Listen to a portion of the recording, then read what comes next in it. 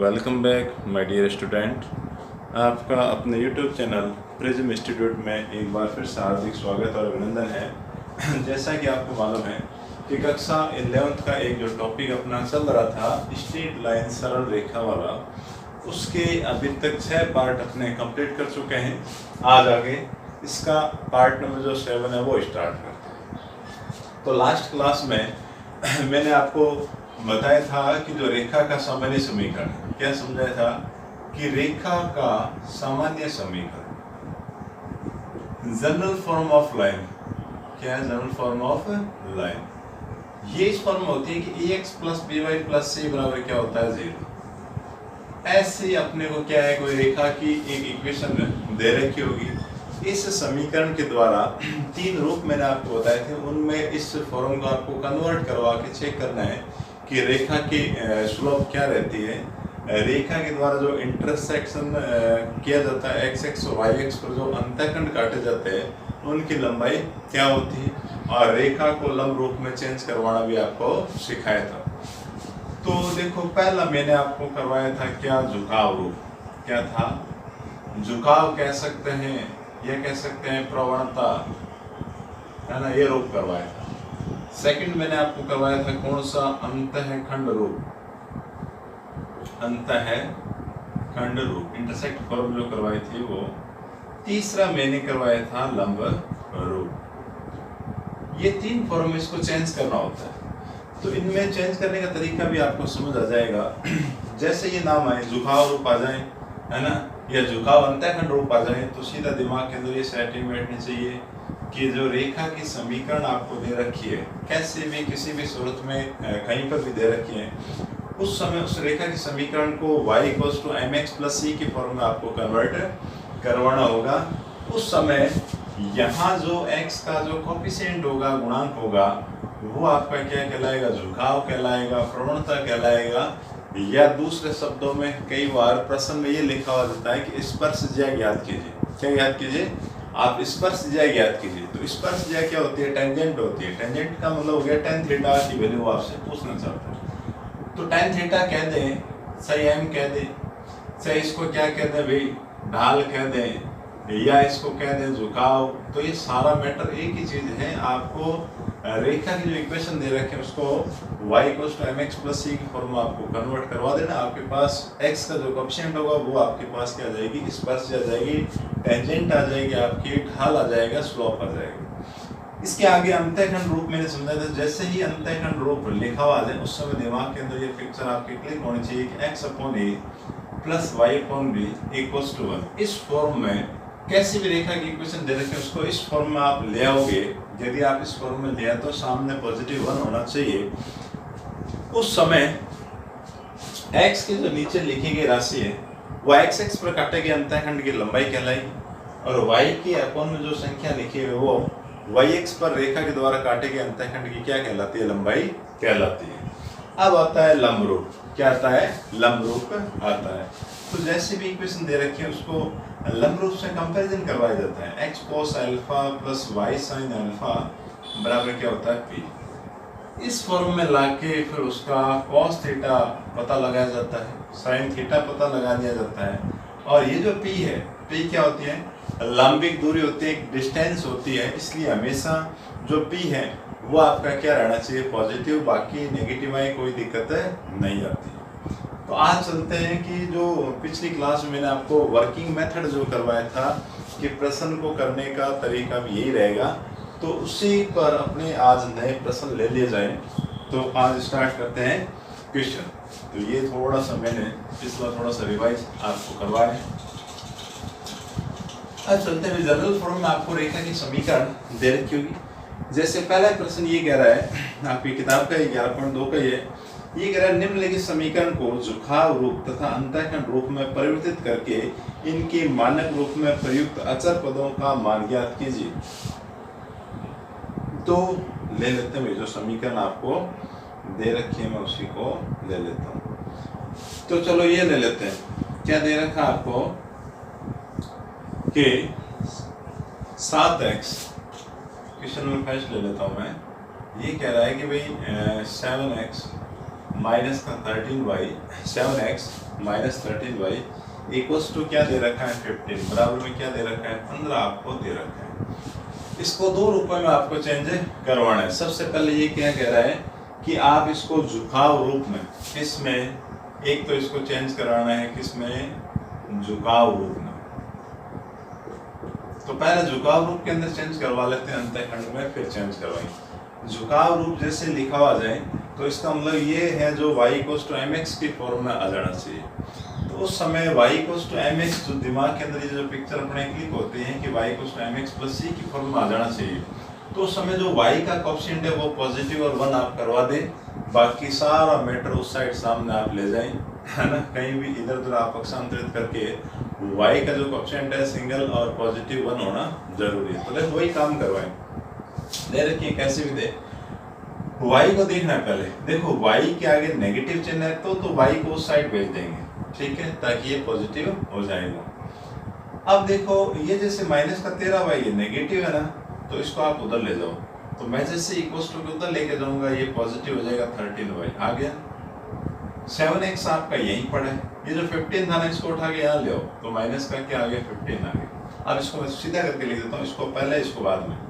तो जैसे 13y बराबर क्या है 7x माइनस का 15। तो पहला काम आ गया कि x का y का जो कोएफिशिएंट है वो पॉजिटिव तो हो गया, 1 नहीं है। तो 1 करवाने के लिए 13 है जो 13 लिखा हुआ है ये यहाँ नहीं होना चाहिए। तो इसको हटाने का एक तरीका है, आप 13 से पूरे समीकरण को भाग करवा दें। इसका मतलब 13 का 7 के अंदर भाग करवा दो, 7/13x माइनस का क्या आया 15/13, ये मान आ गया। जैसे इस फॉर्म के अंदर आ जाए तो साफ साफ आपको पता चल जाना चाहिए, कंपैरिजन आप करवाओगे तो m बराबर क्या आ गया 7/13 और c का मान c मतलब नेगेटिव है तो माइनस का क्या है 15/13।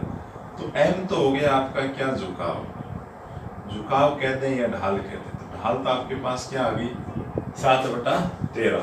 ये जो c है वो सदैव yx वाला अंतःखंड होगा। तो yx पर अंतःखंड, yx पर अंतःखंड है जो अपना आ गया माइनस का 13/15, ठीक है। तो झुकाव रूप में आपने इसको चेंज करवा लिया। अब देखो किस में चेंज करवाना, अंतःखंड रूप में आपको चेंज करवाना है। समीकरण फिर से वही है कि 7x माइनस का 13y बराबर क्या दे रखा है 15 दे रखा है। किस में चेंज करवाना है अंतःखंड रूप में, किस में अंतःखंड रूप में आपको कन्वर्ट करवाना है। तो अंतःखंड रूप में, अंतःखंड रूप जहां लिखा हुआ जाए सिंपल से कहानी है कि इस फॉर्म में आना चाहिए, मतलब सामने 1 होना चाहिए बराबर के अंदर, x और y का होना चाहिए इधर होना चाहिए। तो दी गई समीकरण में आपका जो x और y है वो इधर ही है, संख्या आपकी उस साइड है। अब आपको काम क्या करना है, काम ये करना है कि जो 15 है उसकी जगह 1 चाहिए। क्या चाहिए 15 की जगह 1 चाहिए। तो यहाँ 1 मतलब 1 कब आएगा, जब आप 15 को 15 से डिवाइड कर दोगे तो क्या आ जाएगा 1 आ जाएगा। तो पूरी इक्वेशन में आप 15 का भाग करवा देंगे। ये 15 का भाग मैंने यहाँ करवाया, सामने भी क्या लिखा 15/15। ये तो आपका आ गया कट के 1 आ गया। अब देखो ऊपर इस फॉर्म में ऊपर x सिंगल आ रहा है, तो चलो एक बार मैं लिख देता हूँ क्या बचा। देखो ऊपर तो रह गया 7x/15 माइनस का 13y/15। अब ऊपर x का गुणांक 1 रहना चाहिए, तो ये 7 नहीं आना चाहिए, 7 को हटाओ तो 7 जाएगा कहाँ, ऐसे थोड़ी हटेगा। तो इसे क्या करते हैं बट्टे के बट्टे में आप लगा दें। तो 15 के बट्टे में 7 ले वापस उठ के कहाँ जाएगा, ऊपर चला जाएगा। ये नेगेटिव है, यहाँ से ये पॉजिटिव, ये काम करो आप पॉजिटिव लगा दो, ऊपर सिर्फ रखो y, नीचे आपने 15 रखा और ये जो माइनस का 13 है ना इसको आप यहाँ ले आओ, बराबर क्या रखा भाई 1। जैसे इस फॉर्म में चेंज हो जाए उस समय ये कह देंगे कि आपके पास a का मान तो क्या आ गया 15/7 और b का मान क्या आ गया माइनस का 15/13। a कौन होगा, ये होगा x पर अंतःखंड, x पर अंतःखंड, और y पर जो अंतःखंड होगा वो कौन होगा b आपका आ जाएगा। तो देखो y वाला अंतःखंड जो यहाँ निकाला था झुकाव रूप में वो, और अंतःखंड रूप में चेंज करवा के निकाला था, दोनों क्या आ रहे हैं सेम आ रहे हैं। उसी रेखा का ये, उसी रेखा के द्वारा y पर काटा गया अंतःखंड आप कैसे निकाल लें, एक जैसी वैल्यू ही वो देगा। यहाँ x का अंतःखंड नहीं आ रहा था, अंतःखंड रूप में जब आप चेंज कर दोगे उस समय एक्स एक्स और वाई एक्स दोनों पर काटे गए अंतःखंड की लंबाई आपको मिल जाएगी। तो बहुत अच्छा प्रश्न है। तो इससे जो 11.2 जो चैप्टर है उसमें सभी प्रश्नों में आपको क्या है, कन्वर्ट करवाना है, किसमें, कभी झुकाव रूप में, अंतःखंड रूप में, लंब रूप में, ऐसी चीज़ें वो आपसे पूछेगा। तो इसका भी स्क्रीनशॉट ले लें और एक इसका जो प्रश्न है वो आप खुद करने का प्रयास करें। अब और आगे चलते हैं, एक अच्छा सा प्रश्न और ले लेते हैं। तो ये जो सरल रेखा वाला टॉपिक है वो समझें तो बहुत आसान है, अगर समझ में आ जाए तो इससे आसान है चैप्टर आपके 11th क्लास में कोई सा नहीं, क्योंकि ज़्यादा बड़े प्रश्न है नहीं, सारे छोटे छोटे प्रश्न है। सिर्फ आपका जो बेसिक कॉन्सेप्ट है वो क्लियर होना चाहिए। प्रश्न चाहे किसी प्रकार का किसी रूप में आ जाए फिर आपके गलती कभी भी नहीं होगी। तो नेक्स्ट प्रश्न और लेते हैं। ये कह रहा है कि रेखा x cos alpha plus y sin alpha बराबर p की प्रवणता ज्ञात कीजिए। x cos अल्फा, प्रश्न नंबर जो 2 है वो क्या कह रहा है कि रेखा x cos alpha plus y sin alpha बराबर p की, इस रेखा की क्या ज्ञात करनी है, प्रवणता ज्ञात कीजिए। कि प्रवणता ज्ञात करो। तो छोटा सा बड़ा आसान सा सिंपल सा ये आपका प्रश्न है।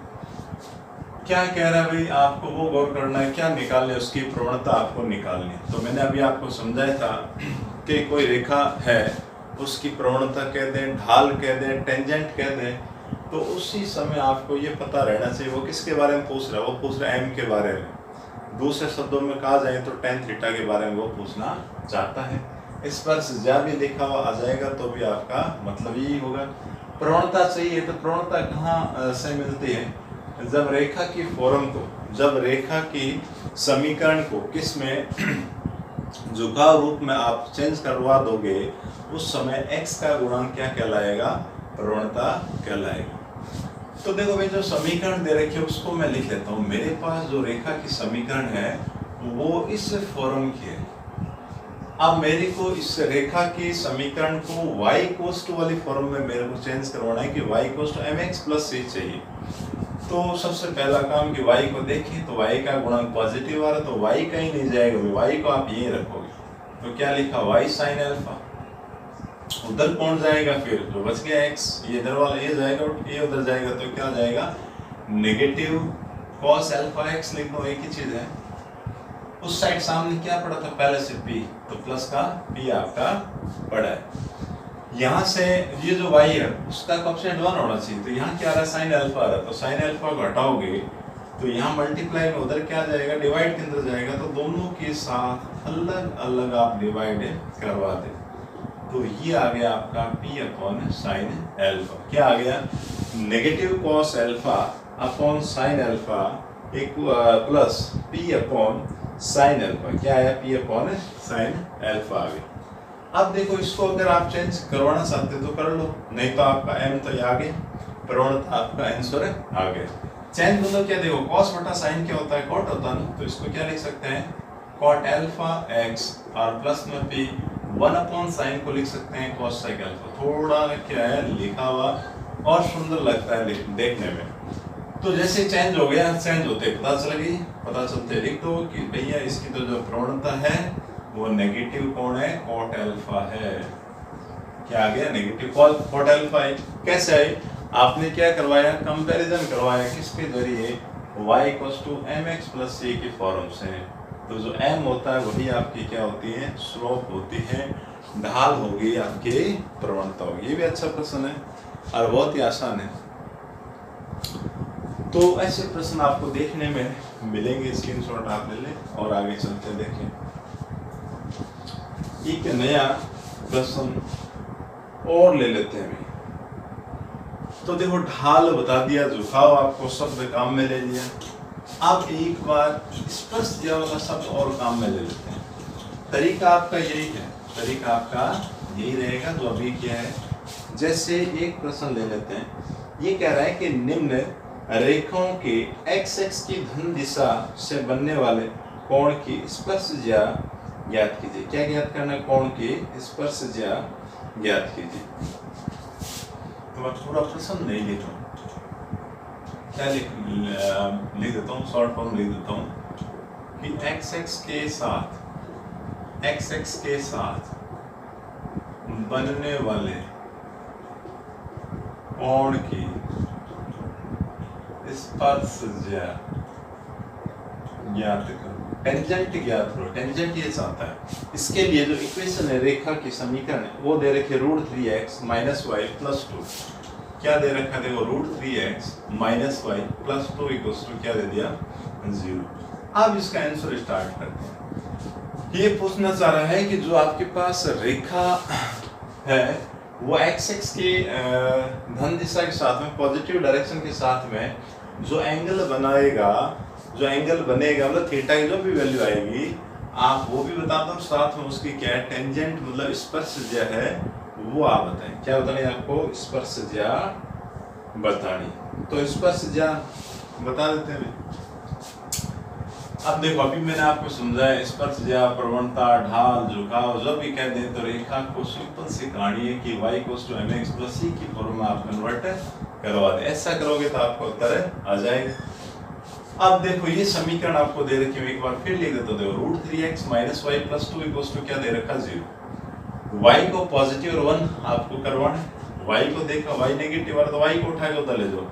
जैसे ही मैं y को उठा के उस साइड भेजता हूं तो y क्या हो गया? पॉजिटिव। √3x आपका यही पड़ा है, फिर से लिख देता हूँ √3x, और 2 भी इधर ही है तो प्लस में क्या लिखा? 2। लिखते वक्त मैंने उल्टा लिखा है, हालांकि भेजा किसको? y को इधर, और ये यहीं पड़े। आगे जैसे ये मिला, आपने क्या करवाई? तुलना कि चूंकि y = क्या होता है? mx + c होता है ना। अब करवाए तुलना। m बराबर क्या आया? √3 आया। m बराबर क्या आया? √3 आ गया। तो m की वैल्यू क्या आ गई? √3 आ गई। तो m जैसे √3 आ जाता है तो अपने को ये जानकारी के अंदर रहना चाहिए कि m होता है क्या। आप क्या लिखते हो कि m बराबर क्या है? स्टार्ट में जो झुकाव रूप मैंने आपको पढ़ाया था, स्लोप पढ़ाई थी, ढाल पढ़ाया था, उसमें बताया था कि m = क्या होता है? tan थीटा होता है। तो m की जगह आप क्या लिख सकते हैं? tan theta.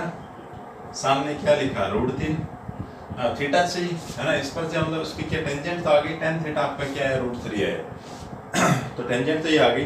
कौन यदि आपको बताना है तो आप ये देखें कि tan के टेबल में आपको √3 का नजर आएगा tan 60 पर। तो √3 को क्या लिख सकते हैं? tan 60। तो थीटा का मान आपके पास क्या आ गया? 60 डिग्री आ गया। तो रेखा की जो टेंजेंट है, जो स्पर्शज्या है, वो आपके पास क्या आ गई? अतः अभिष्ट कोण की स्पर्शज्या है वो आ गई है 60 डिग्री। तो लिखें क्या? अभिष्ट कोण की स्पर्शज्या 60 डिग्री। क्या है? 60 डिग्री। ये आपका आंसर आ गया। 60 डिग्री जो मान है वो किसका है? एंगल की स्पर्शज्या की वैल्यू अपने पास आ गई है। तो कुल मिला के y = mx वाले फॉर्म से तो आप हो गए परफेक्ट, हो जाओगे आराम से। आप और भी प्रश्न निकालें, खूब सारे प्रश्न दे रखे हैं। आप जितने ज़्यादा प्रश्न निकालोगे वो प्रश्न को हल करने की क्लियरिटी उतनी ही ज़्यादा हो जाएगी।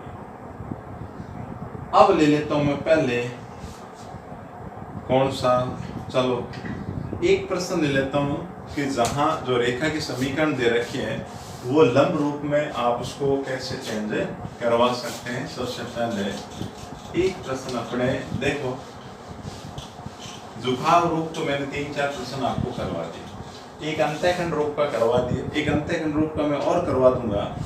एक ले लेते हैं जहां पर जो रेखा की इक्वेशन दे रखी है उसको लंब रूप में चेंज करवाने का एक प्रश्न पहले अपने कर लेते हैं।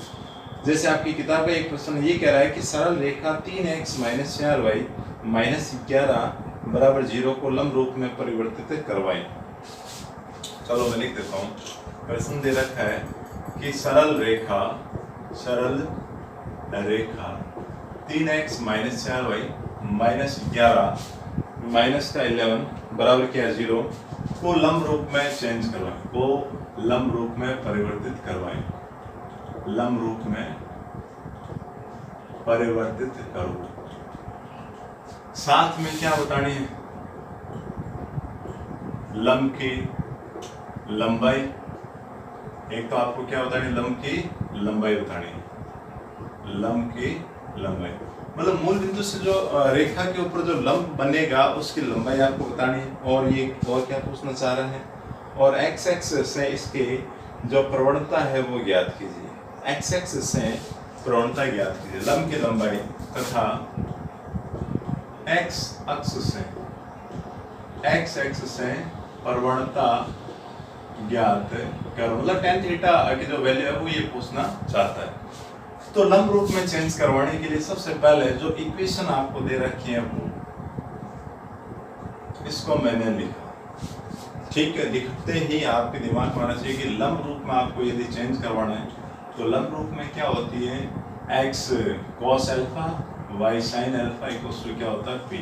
ये फॉर्म होती है। जहाँ पर ये ध्यान रखना है कि जो p है, p क्या होती है कि मान लो आपके पास कोई रेखा ही जा रही है तो p मूल बिंदु से डालेंगे लंब की क्या होती है लंबाई, तो लंबाई कभी भी नेगेटिव नहीं रहनी चाहिए। इसका मतलब x और y के अलावा जो कांस्टेंट है वो आपका क्या रहना चाहिए, पॉजिटिव रहना चाहिए। तो x और y इनको तो छोड़ो, आपके पास कांस्टेंट क्या दे रखा है, 11 दे रखा है, ये पॉजिटिव होना चाहिए। यहाँ नेगेटिव आ तो उठा के सामने भेज दो, तो 3x माइनस में 4y बराबर क्या आ गया, 11 आ गए। जैसे ही आप उसको पॉजिटिव करवा लेते हो उस कंडीशन में फिर क्या करना है, रूट के अंदर x के गुणांक का स्क्वायर करवाओ, y का जो गुणांक है, देखो y का गुणांक होना है -4 है, इसका आपने क्या करवाया, स्क्वायर करवाया। यहाँ से जो मान आएगा देखते हैं, 3 का वर्ग क्या हो गया 9, 4 का वर्ग क्या हो गया 16, 16 और 9 क्या हो गया 25, 25 का क्या हो गया 5 आ गया। तो जो संख्या आ रही है 5 उसका इस समीकरण में क्या लगा दो, भाग लगा दो। तो देखो 3/5x -4/5y बराबर 11/5। जैसे भाग लगा देते हो उस कंडीशन में आपको करना क्या है, करना ये है कि आपको करवानी है तुलना। क्या करवानी है, तुलना, ताकि cos अल्फा sin अल्फा और p की वैल्यू का पता चले।